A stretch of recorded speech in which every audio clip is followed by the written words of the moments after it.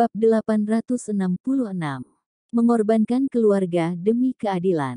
Menjadi kepala keluarga Valkyrie adalah impian seumur hidup Reksa. Dia akhirnya mengertakkan gigi dan menatap Nyonya Valkyrie. "Nenek, maaf, aku tidak berani menipu jenderal, jadi aku terpaksa mengorbankan keluarga demi keadilan. Aku menyarankanmu juga untuk tidak menipu jenderal, hukum akan lebih ringan jika mengaku." Apa tubuh Nyonya Valkyrie menjadi lemas, dan dia ambruk di tanah dengan lesu. Dua mata pucat menatap Reksa, seolah ingin melihat ke dalam pikirannya, melihat hatinya, apakah itu hitam atau merah. Aku adalah nenek kandungnya, menyayanginya dari kecil dengan sepenuh hati. Biasanya, jika dia terbentur sedikit, dirinya bisa merasa kasihan untuk waktu yang lama. Tapi sekarang, dia malah mengorbankan dirinya untuk seorang wanita dari keluarga lain. Sangat bodoh. Greedy Wolf berkata dengan acuh tak acuh, kebenaran terungkap, tangkap mereka, dan interogasi mereka dengan ketat. Greedy Wolf segera mengendalikan Nyonya Valkyrie. Nyonya Valkyrie tidak melawan, bahkan tidak membantah, tidak ada yang lebih sedih dari hatinya yang mati, hatinya sudah mati. Greedy Wolf membawa dia pergi. Hati Melinda yang kacau akhirnya reda. Meskipun ada sedikit kecelakaan, tujuannya sudah tercapai. Reksa sudah berhasil menjadi kepala keluarga Valkyrie. Pada langkah selanjutnya, sudah waktunya untuk mengambil gelar kepala keluarga dari tangan Reksa. Wajah Reksa penuh dengan rasa bersalah, dan berkata kepada Melinda, "Istriku, bukankah terlalu keterlaluan bagi kita untuk melakukan ini? Tubuh nenek yang seperti ini, bagaimana dia bisa menahan siksaan itu?" Melinda berkata, "Apakah ini sesuatu yang harus kamu pertimbangkan sekarang?" "Kamu adalah kepala keluarga Valkyrie sekarang. Kamu harus memikirkan seluruh keluarga Valkyrie, kamu tidak bisa membuang energimu untuk seorang wanita tua. Kamu cepatlah kembali ke keluarga, membangun prestise kamu, dan mengkonsolidasikan posisi kepala keluarga." Sedangkan mengenai nenek, aku akan meminta kakakku maju untuk menyelamatkannya. Reksa mengangguk, "Yah, aku akan menyerahkan urusan nenek padamu. Aku akan kembali ke rumah keluarga Valkyrie sekarang." Ketika melewati Reja, dia mendengus dingin, "Aku memerintahkanmu sebagai kepala keluarga Valkyrie. Kamu tidak layak menggunakan nama keluarga Valkyrie, aku akan mengambil nama keluargamu kembali." Reka, hei, tidak setia, tidak adil, tidak berbakti, memiliki nama keluarga yang sama denganku, itu benar-benar memalukan bagiku. Namun, bukan aku yang harus mengubah nama keluarga, melainkan kamu. Reksa menggertakkan giginya, "Gila, aku akan mengatakannya lagi untuk terakhir kalinya. Selama aku, Reksa, masih hidup, tidak akan ada tempat untukmu di Midgard. Aku menyarankanmu untuk keluar dari Midgard sesegera mungkin." Reka, aku juga memberimu nasihat, kamu seorang idiot, tidak bisa menjadi kepala keluarga Valkyrie. Jangan sampai memberikan keluarga Valkyrie yang besar ini kepada orang dari keluarga lain.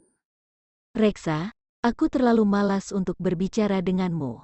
Tunggu sampai aku sudah menstabilkan posisi kepala keluarga, aku akan berurusan denganmu terlebih dahulu." Reksa pergi. Reka dipenuhi dengan emosi. Jelas mereka adalah saudara kembar, mengapa ada perbedaan sebesar ini? Yang satu, jenderal dari suatu negara, dan dikagumi seluruh dunia.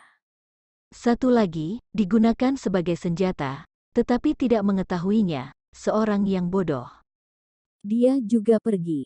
Dalam perjalanan, Greedy Wolf memangginya. "Kok, bagaimana mengurus wanita tua itu?" Reka berpikir sejenak dan berkata, "Tahan dia dulu, jangan sentuh dia." Dikhianati oleh cucu kesayangannya, dia pasti merasa sangat sedih, dan itu sudah bisa dianggap sebagai hukuman.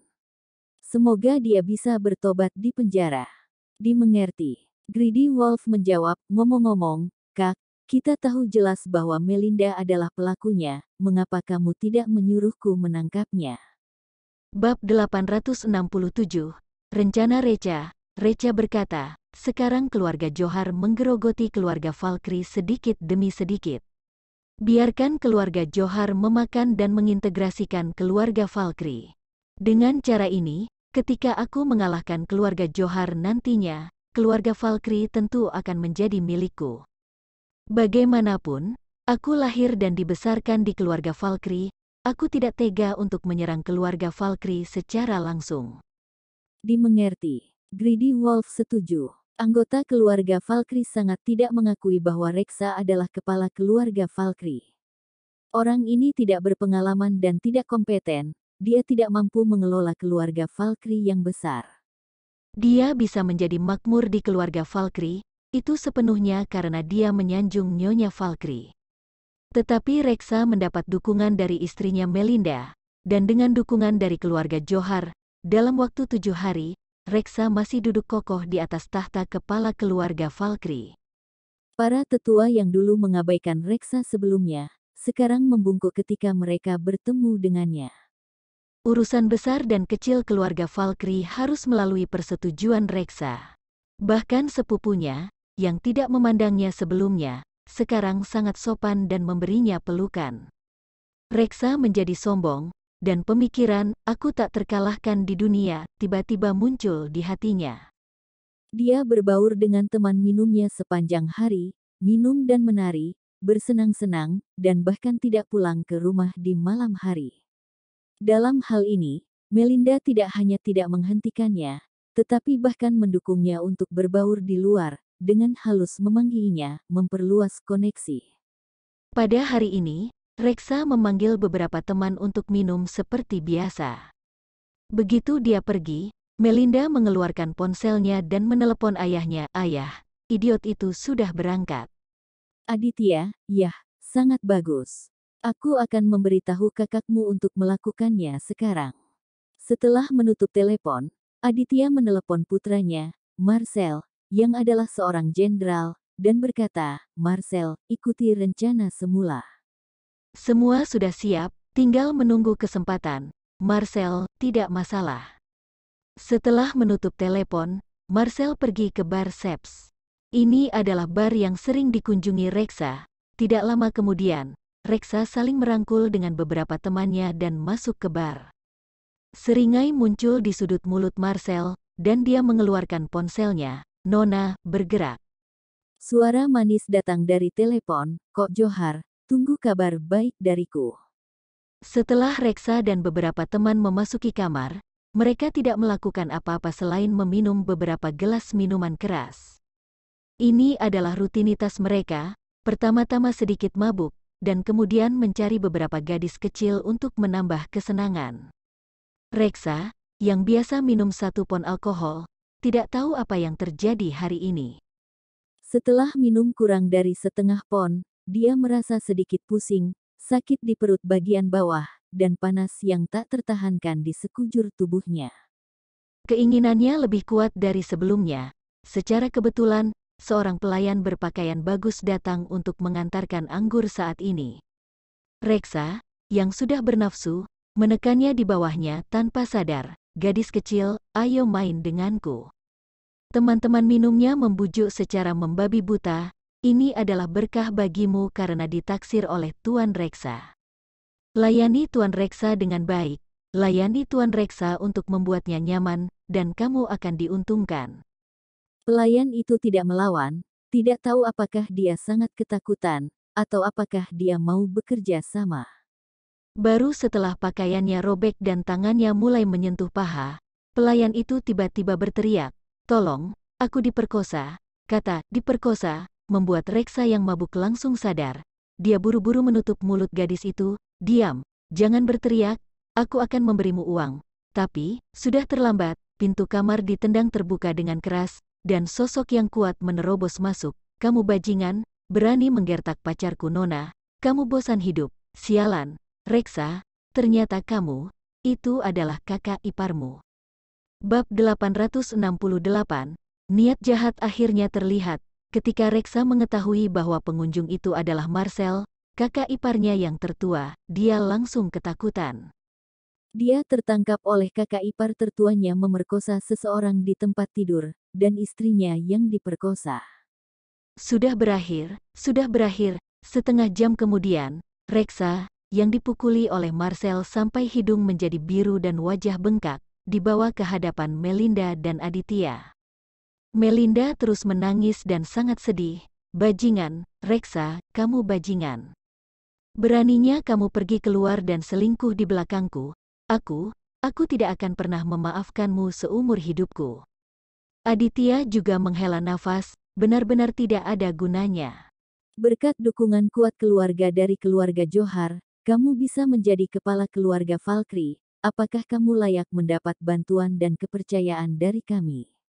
Marcel berkata, "Ayah, adik perempuan, untuk apa kalian berbicara omong kosong dengannya? Dia menindas istriku, dia harus mati." Dia menendang Reksa sampai terpental.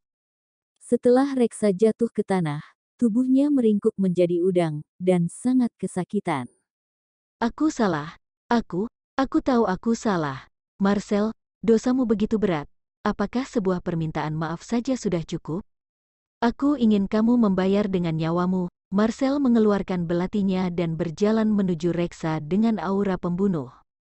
Reksa ketakutan setengah mati. Marcel adalah seseorang yang pernah berada di medan perang, jadi dia benar-benar berani membunuhnya. Dia menangis dengan getir dan berteriak, "Maafkan aku, kakak ipar, maafkan aku. Aku tidak berani, aku tidak akan berani lagi lain kali." Berhenti pada saat kritis, Aditya masih angkat bicara. "Marcel, kendalikan emosi kamu, kesalahan sudah dibuat, apa yang bisa dia lakukan jika kamu membunuhnya? Kamu dan Nona belum menikah, dan Reksa tidak tahu apa-apa tentang itu. Dia bukannya tidak bisa dimaafkan, prioritas utama adalah menemukan solusi yang tepat." Melinda juga melindungi Reksa, dia adalah suamiku, kamu tidak bisa membunuhnya. "Kakak, kamu tidak ingin adikmu menjadi janda kan?" Reksa tergerak, pada saat kritis, istrinya lah yang benar-benar membelanya. Dia jadi merasa lebih bersalah. Baru pada saat itulah kemarahan Marcel berkurang banyak, hukuman mati dapat dihindari, tetapi dia hidup juga harus menanggung kesalahannya. "Aku tidak akan menghukum mati dia, tetapi dia harus dihukum oleh hukum dan masuk penjara." Aditya bertanya, "Reksa, apakah kamu bersedia? Dibandingkan dengan hidup, apa gunanya berada di penjara?" Dia mengangguk cepat dan setuju, "Tidak masalah. Aku akan masuk penjara. Aku memilih untuk masuk penjara."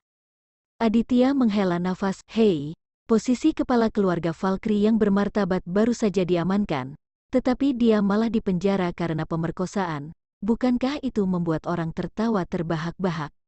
Reksa menundukkan kepalanya karena malu. Benar, baru saja dia menjadi kepala keluarga Valkyrie, dia langsung ditangkap dan dipenjarakan. Takutnya dia akan terkenal karena keburukannya dan menjadi bahan tertawaan. Bahkan keluarga Valkyrie juga terlibat. Melinda juga menghela nafas berulang kali. Kehilangan reputasi masih tidak seberapa. Yang paling penting adalah kerugian ekonomi. Keluarga Valkyrie tidak memiliki pemimpin, dan tatanan keluarga pasti akan kacau. Belum lagi kemunduran ekonomi, itu juga dapat membawa bencana. Namun, Reksa, jangan khawatir. Aku pasti akan menjaga keluarga Valkyrie dengan baik untukmu, sehingga keluarga Valkyrie tidak akan berada dalam kekacauan. Aditya berkata, "Kamu tidak memiliki kekuatan atau kuasa apapun. Bagaimana kamu bisa mengendalikan seluruh keluarga Valkyrie?" Melinda memandang Reksa dengan penuh kasih sayang. "Reksa, apakah kamu percaya padaku? Percaya padaku, buat surat dan berikan posisimu padaku." Pada saat ini, niat jahatnya akhirnya terlihat. Bab 869, pimpinan keluarga Valkyrie berubah. Dia ingin menjadi kepala keluarga Valkyrie. Tidak peduli seberapa bodohnya Reksa, dia bisa merasakan keanehan ini. Kepala keluarga Valkyrie yang kaya raya akan menjadi orang dari keluarga lain. Recha benar-benar bisa meramalkannya. Dia sudah mengingatkan dirinya lebih dari sekali, untuk tidak membiarkan keluarga Valkyrie jatuh ke tangan orang asing. Memikirkannya lagi, Melinda meminta Master Palsu untuk mendukungnya menjadi kepala keluarga Valkyrie. Kemudian, kemampuan minum alkoholnya yang 1 pon, menjadi terangsang setelah minum setengah pon. Selain itu, akankah pacarnya Jenderal Marcel bekerja di bar? Sial, jatuh dalam perangkap, jelas ini adalah perangkap. Reksa mendorong Melinda menjauh, berteriak histeris. Dar, Marcel melepaskan tembakan ke langit. Kamu bajingan, apakah kamu setuju atau tidak? Jika tidak setuju, aku akan menembakmu dengan satu tembakan. Reksa ingin menangis putus asa. Pada akhirnya, di bawah ancaman beberapa orang, Reksa hanya bisa membuat surat dan menyerahkan posisi kepala keluarga yang baru saja dia duduki selama beberapa hari kepada Melinda. Ketika Melinda kembali ke rumah keluarga Valkyrie dan mengumumkan bahwa dia telah menggantikan posisi kepala keluarga Valkyrie, seluruh keluarga Valkyrie ricuh. Keluarga Valkyrie yang kaya raya dan bermartabat, malah membiarkan orang asing mengambil alih kepala keluarga, dan juga seorang gadis yang baru saja menjadi keluarga selama beberapa hari. Apakah keluarga Valkyrie tidak tahu malu? Keluarga Valkyrie melawan dengan keras dan bersumpah sampai mati. Namun, ada dokumen yang ditulis oleh Reksa sendiri, serta penindasan militer oleh Jenderal Marcel. Bahkan jika keluarga Valkyrie tidak mengakuinya, mereka tidak bisa melakukannya. Pada akhirnya, Melinda duduk dengan kokoh sebagai kepala keluarga Valkyrie. Begitu dia menjadi kepala keluarga, dia menjalin kerjasama yang erat dengan keluarga Johar dan menandatangani banyak kontrak yang merugikan. Keluarga Valkyrie sekarang benar-benar menjadi boneka keluarga Johar, bahkan dapat dikatakan bahwa keluarga Valkyrie telah menjadi bagian dari keluarga Johar. Begitu berita itu keluar, Midgard gempar, keluarga Valkyrie yang kaya raya benar-benar menjadi lelucon. Nyonya Johar, yang berada di penjara, muntah darah di tempat ketika dia mengetahui hal ini. Sebelumnya, aku hanya tahu bahwa Reksa tidak memiliki keterampilan yang hebat, jadi dia tidak bisa menjadi apa-apa, tetapi tak disangka bahwa dirinya benar-benar meremehkannya. Kali ini, dia benar-benar menjadi sesuatu dan benar-benar menghancurkan keluarga Valkyrie. Daripada mengatakan bahwa keluarga Valkyrie hancur di tangan Reksa, akan lebih baik untuk mengatakan bahwa itu hancur di tangannya sendiri. Itu karena dirinya tidak bisa melihat orang dengan baik. Jika dari awal tahu seperti ini, dia tidak akan mendukung Reksa sepenuhnya. Jika Reka adalah orang yang didukungnya di awal, keluarga Valkyrie pasti menjadi berbeda dari sekarang. Tapi tidak ada gunanya menyesali sekarang. Nyonya Johar menggunakan relasi pribadinya untuk mengunci Reksa ke dalam selnya dan memukulinya dengan kejam. Reksa tahu bahwa dia salah dan tidak berani membantah. Dia adalah orang berdosa dari keluarga Valkyrie, menggunakan keluarga Valkyrie sebagai batu loncatan, kekayaan dan status keluarga Johar meroket. Bahkan ada tanda-tanda samar untuk menjadi keluarga master. Beberapa orang di luar mulai membandingkan Aditya dengan Old Master. Aditya merasa puas diri dan lebih sombong. Pada hari ini, panggilan telepon misterius masuk ke ponsel Aditya. Kebetulan adalah Old Master. Aditya segera menjawab. Old Master, apakah kamu mencariku? Old Master seperti tersenyum tetapi tidak tersenyum. Kepala keluarga Johar menjalani kehidupan yang bahagia sekarang. Apakah melupakan kesepakatan kita? Setelah Old Master mengingatkannya, Aditya tiba-tiba teringat kesepakatan di antara mereka. Waktu itu, Marcel ditangkap oleh orang-orang dari daerah militer Midgard. Aditya memohon Old Master untuk menyelamatkan Marcel, dan memohon Old Master untuk meminta Zenith Farmasi membuka cabang di Midgard. Sebagai imbalannya, dia akan mengusir Reka keluar dari Midgard untuknya, dan bahkan membunuhnya. Sekarang, Old Master telah memenuhi kesepakatan. Dia sendiri gagal memenuhi kesepakatan itu. Wajahnya menjadi merah karena malu. Bab 870, memenuhi kesepakatan. Dia langsung berusaha menjelaskan, Old Master jangan marah, dengarkan aku dulu. Aku terus-menerus memikirkan hal ini, terus-menerus mencari kesempatan untuk menangani Recha. Sekarang tolong berikan waktu aku 3 hari, aku jamin akan mengusirnya keluar dari Midgard. Kemudian Old Master menjadi lebih tenang. Baiklah, aku menunggu kabar baikmu. Setelah menutup telepon, Aditya berpikir sejenak kemudian dengan cepat terpikirkan akan sebuah rencana yang cemerlang. Ia mengeluarkan ponselnya dan menelepon seseorang. Aldo, tolong bantu aku. Tolong kamu undang beberapa artis terkenal yang menandatangani kontrak dengan SBS Media ke sini. Aku memiliki sebuah tawaran bisnis yang ingin aku bicarakan dengan mereka. Aldo, baiklah. Aldo adalah seorang manajer artis terkenal dari SBS Media. Total ada 5 artis terkenal di dalam SBS Media dan seluruhnya berada di bawah kontrol Aldo. Tidak sampai 30 menit, Aldo membawa 5 artis terkenal itu menuju ke kediaman keluarga Johar. Kelima artis ini sedang naik daun, setiap hari menerima panggilan tawaran hingga tangan lelah menerima telepon, akan tetapi hanya dengan satu kalimat dari Aldo langsung dapat mengumpulkan mereka berlima.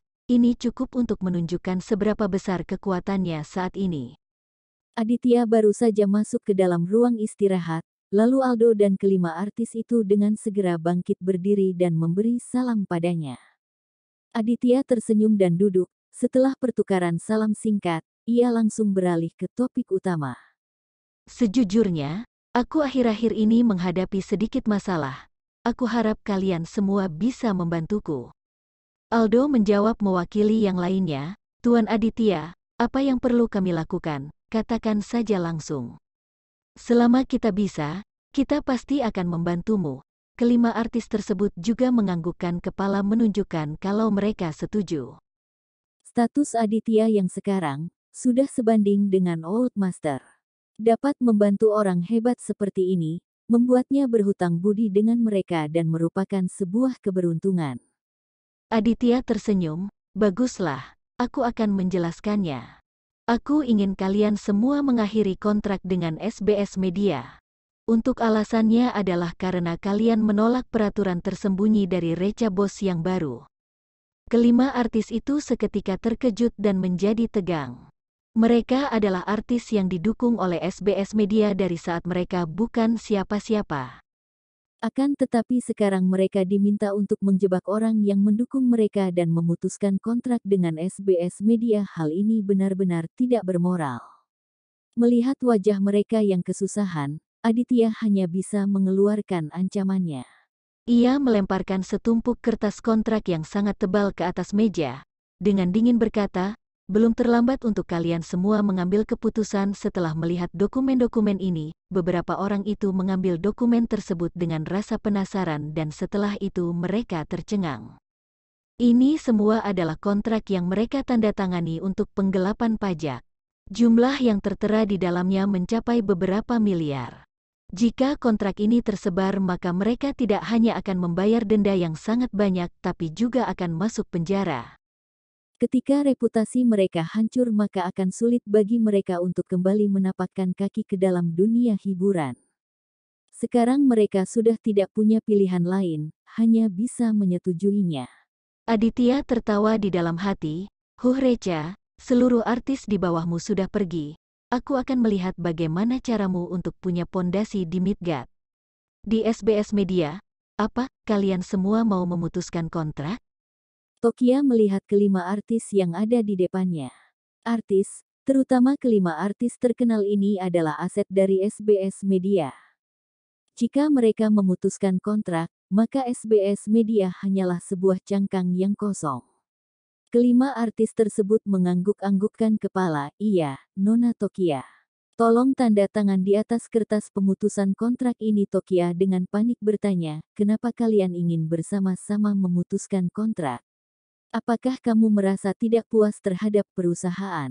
Kalau ada bilang saja, kita bisa membicarakannya.